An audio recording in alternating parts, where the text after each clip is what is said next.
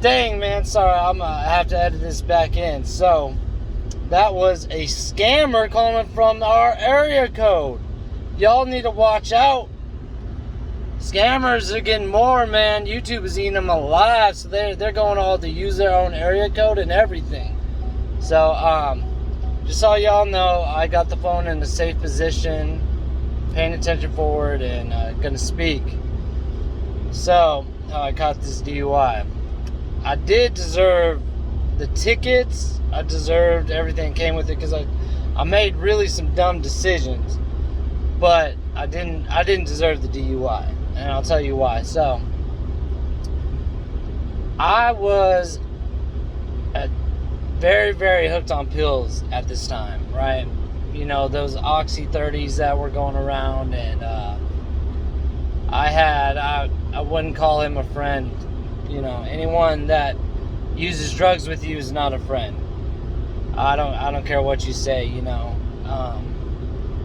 But he's like, man, you know, except for spending all that money on pills, it's like they all say, right? How it happens, right? Let's go get some heroin. I said, heroin? What is that? He goes, man, it's the same exact thing. He's like, but you can get a lot more, and you spend a way less money. I said, oh shoot, alright. So here comes my stupid actions, right? Before that, I had traffic violations where I was put on house arrest and had an ankle monitor. I said, screw it, I'm just gonna leave.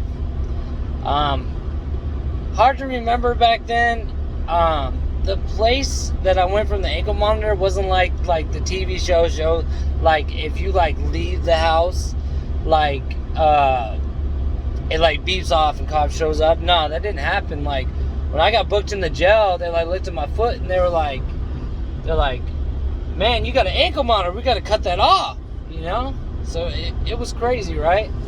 So I just had this red old truck, and I get inside the truck, and my so-called buddy got in the truck. I don't have this car legally whatsoever. I just bought it really cheap. It was actually a pretty good deal looking back to it, but I'm young, dumb, and stupid, don't know nothing about plates. You know, just got off a lot of traffic violations, so I lost, you know, my license. And so let's jump forward. I get all the way to the spot to pick up the H. And what was crazy is from Thornton, past Aurora, if you know this area, it's over about an hour, back-to-back traffic. I'm riding with no plates, nothing, like nothing clean on the vehicle, like easy for a cop to pull you over. So I get there, I use the H, we hang out, you know, I kind of like it. You know, I at that time, I was like, I just wanted to test it out. I had more stuff at my house, and we just kicked it. So we decide hours later, right? And this is after I've came down. I've came down off it. I won't lie in this video. I came down off it, and I get in the car. My so-called buddy jumps in. We start heading, and black lights it on. Boom, boom. Me, my dumb, you know, he comes up to the window, says license, registration, you don't have plates, blah, blah, blah. Ran my name, didn't have a license. He's like, all right, you're going to jail. Shoot, my so-called buddy got a ride home. He got a ride home, yeah. The one that brought me up on the, you know, where we could do some A-chat. So, in the car, and when I can remember this, it was a bit ago, I bugging on the cop. You know, like, this is bullshit, you know, just bugging out. You know, he looks back to me, he goes, you know, are you high? And I promise y'all, you know, at that moment, I was down off this stuff. You know, this stuff don't last 4 hours. You know what I mean? Like, I don't feel like I deserved a DUI. Maybe driving under the suspension, yes, I deserve that. So he says, "Are you high?" And I said, "No." And he's like, "All right, well, we're gonna check that." And I'm like, how are you gonna check? And I'm thinking this in my head, how are you gonna check if I'm high? Because you check a blood test, right? It comes up for like 3 days, you know what I mean, that you can show up hot for opiates and other stuff. So, a blood test ain't gonna do nothing, I mean, it can be argued both ways. So, man, I get booked in here. I don't know. I get put into the state police place. So the state police, I was stuck there until they brought in a DUID, driving under the influence of drugs expert, that came in. And this was the craziest stuff I've ever dealt with, right? So I'm cuffed to a table, and this expert comes in, right? And he just starts doing all these crazy looking like experiments. I'm in a rave kind of thing. I guess it's to test your pupils, your reaction times. But literally the biggest one I remember was he was in front of me, and I'm thinking like, I'm clean, you know what I mean? Like, I'm gonna get I know the suspension, its plates and all that, DUIs, they don't play with DUIs, but the suspension and stuff like that, like, I'm not gonna get hit too bad, but I'm not gonna get a DUI because I'm not messed up. So he starts doing this crazy light show in front of my face. Bam, bam, bam, bam, bam, bam, bam. Light show in my face. I'm not even kidding. It takes all these crazy lights. And I guess it's supposed to mess with your pupils and everything like that. So he does all this, and I'm like, all right, well, that was stupid. I get transported to jail. I already knew I was going because, the driver license suspension, the plates, the car got impounded. And what really killed it, though, was I got a freaking DUI, man. And, people are going to ask, well, why didn't you fight it and everything like that? Because when I went to court, I had, they sweetened the deal, of course. They said, you plea out, we're going to make you a more intense probation. This is a trick they always do. And I recommend y'all, if you are not going to commit something, do not take probation. The reason why I say that is because you can get an enhancement charge of doing something on probation. So let's say you get in Colorado 1 to 3 and you do it on probation. Now you're facing 2 to 6. That was in my case too. I had enhancement charges, so it would double the time because I was on probation and I did illegal stuff on probation. But at that moment, they made the deal very sweeter. I was only in 10 days. I went and saw the judge. He goes, I wasn't supposed to be on house arrest that long. So he's like, we're just going to throw that out. We're going to ask you, Mr. Rockefeller, we're going to have you leave today. And plead to the DUI. And you can get out today. And you're going to be on enhanced, probation. And you'll be out. And that's where I think the justice system is really broken, man. It's anyone that could tell you when they go into jail, man. And me, I was hooked on opiates. I didn't have H on me. I did not get charged with H because I did not have H. I didn't really know what it was. I did a couple hits, and like 4 hours later, I had pills in my house, so I wasn't really concerned about it. So, shoot my gas. But yeah, it was like I literally got charged a DUID because of an expert that's trained how your pupils react to lights. And my dumb butt accepted the plea bargain because I wanted to go home. And they know that. They know if they don't have a strong enough case, And I just did withdrawals in prison, you know, so I wasn't that clean. In 2 miles, days. take the US 29 South, US 460 miles. West exit toward Lynchburg, Danville. I'm on cruise control. But, so they know that, well, this man has drug history, and been in only about, you know, this time was only in about 10 days, you know.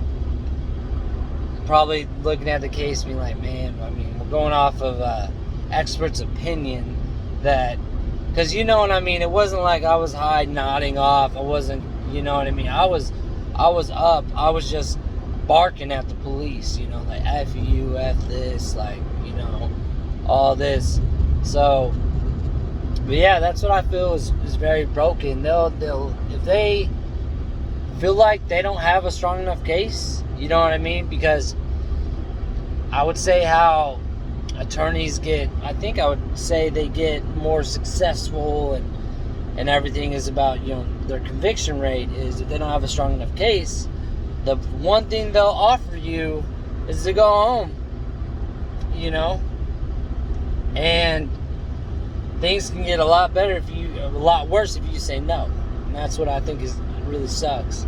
And they put that little piece of paper, a little agreement that says you can go home today. In half a mile, take the US 29 South, US 460 West exit toward Lynchburg, Danville. I have never, ever seen, I've seen tons of people go on probation and come back. Yes, I mean, anyone locked up will tell you that. I mean, it sucks. But I've never seen, I have take seen the US 29 South exit.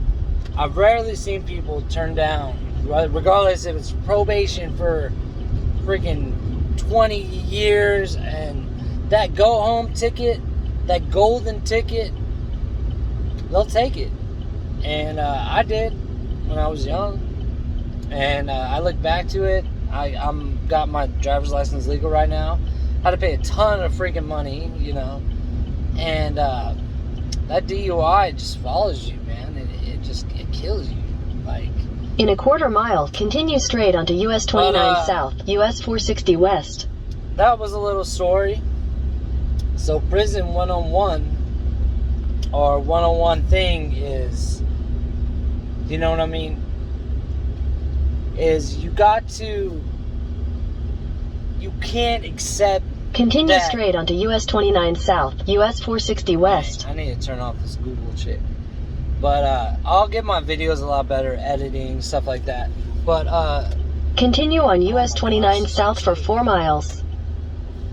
Okay, sorry guys. Alright, so you basically, prison 101, jail 101, you can't just accept that charge, and which is very hard, I get it, which is very hard. So if you get locked up and you didn't do it, you know what I mean, and they just say 2 years probation, and you know you're still using, you're still out there doing dirt and stuff like that, you honestly need to sit there and readjust your thinking. Because one, probation is a lot. It's community service, it's weekly check-ins, drug tests. You got to understand, you got to quit any dirt if you do it. You know what I mean? Because sooner or later, like, they catch it. I mean, like, they're open to go into your crib whenever you want. If you're not out your crib, then you get charged a violation. And like me, I honestly probably should have tried to fight that case and maybe done 30 days or something like that and got it dropped instead of taking years of probation. And people, you know, I get it, jail sucks and it's fearful, but sometimes you might want to take that jail time so you avoid that probation ticket. You take that jail time. When you take that jail time and they give you that end date, that's when you're out. You know what I'm saying? And again, like, I'm against drugs. I'm against getting high. I'm against all crime, robbing, all that stuff. But I'm being real, a lot of people aren't. You know what I mean? They're caught up in that lifestyle. Families caught up in their lifestyle. You know, being sober, I mean, look, there's some girl walking, you know, I don't know her story. I'm not trying to judge, but she's walking on the highway. You know what I mean? But, oh, that was crazy. She's just cruising on the highway. But, sometimes it's better just one-on-one. You might just want to just take the time. If you know you're not going to stay clean, you're just setting yourself up later up for failure. Because, like I said, like, you get an enhancement. In 2 miles, take the US 501 North Candler's Mountain Road exit toward Buena Vista. You turn one thing into a 2-year probation, then you catch, let's say, a 1 to 3 years. That's how they did in Colorado. Turned to a 2 to 6, and because you were on probation, you already made the judge mad, and he maxes you out at 6. So in the beginning, you could have just took it 30 days and be like, I'm not going to succeed at probation. You can tell them that. I'm not going to succeed at probation. I'm not going to do good. I'm going to fail. I want to just do my time and get out. I've seen it happen. And, you know, and people can be real sometimes, you know. You shouldn't set yourself up for failure, because that's how the system, you get stuck in a loop, man. It's just that's how it goes. It's crazy. It's just so crazy. It's so easy to get in and get stuck, but so hard to get out, man. And you bring that with you everywhere you go. So, Prison 101, man, what I just would recommend is just, you know, when it comes down to it and you get your charges or something like that, and they offer you that golden ticket home, I would recommend to think about your choices and think about, you know, am I still going to get high? Am I still going to do some dirt? Am I still going to, you know, whatsoever, that I'm going to fail? Or can I just talk to them about getting my time and then being done? That I'm not under such supervision. But, yeah, that's a little story I was thinking about. I'm trying to do this channel like I see a lot of guys I look up to. In a quarter mile, take the US 501 North Candler's Mountain Road exit toward Buena Vista. I need to put this in park. Learn how to. I'll have better stuff up here, editing out and everything like that. I'm testing the waters out. My wife will get with me and she'll learn me how to, like, you know, edit and get all that stuff out. But I first got to take the US 501 North exit. Yeah, I did not do the right choice on this. But to all the real ones out there, to all the people, I'm looking out for you. Continue for 1 mile. I want y'all to keep safe and just stay positive out in the world right now, man, because there's a lot of negativity. So, peace out, yo.